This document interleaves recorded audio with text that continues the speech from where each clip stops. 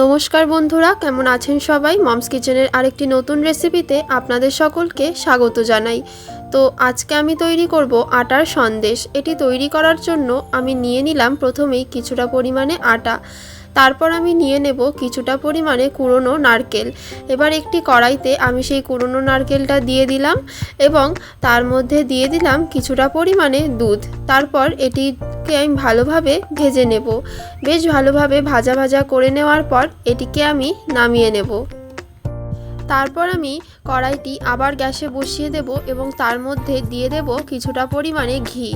এবারে আমি এর মধ্যে সেই রেখে দেওয়া আটাটা নিয়ে নিলাম। এর মধ্যে দিয়ে আমি ভালোভাবে মিশিয়ে নেব এবং ভেজে নেব।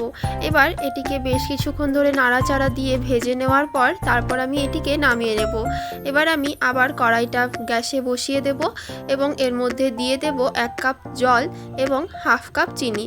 তারপর আমি এটির একটি শিরা তৈরি করে নেব। এবারে আমি এর মধ্যে সেই ভেজে রাখা নারকেলটা দিয়ে দেব এবং এর মধ্যে সেই দিয়ে দেব ভেজে রাখা আটা।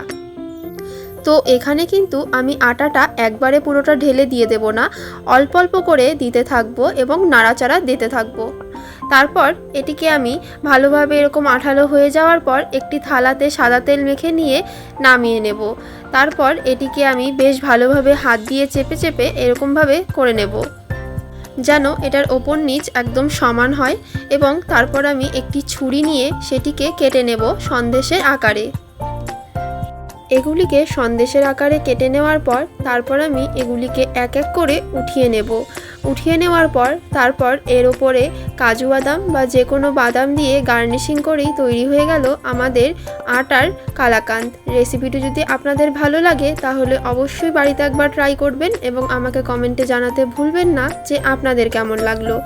ভিডিওটি যদি আপনাদের কিছুটা ভালো লেগে থাকে তাহলে অবশ্যই একটি লাইক করে পাশে থাকবেন। আমার চ্যানেলের ভিডিওগুলি যদি আপনাদের কিছুটা ভালো লেগে থাকে তাহলে অবশ্যই আমার চ্যানেলটিকে সাবস্ক্রাইব করবেন।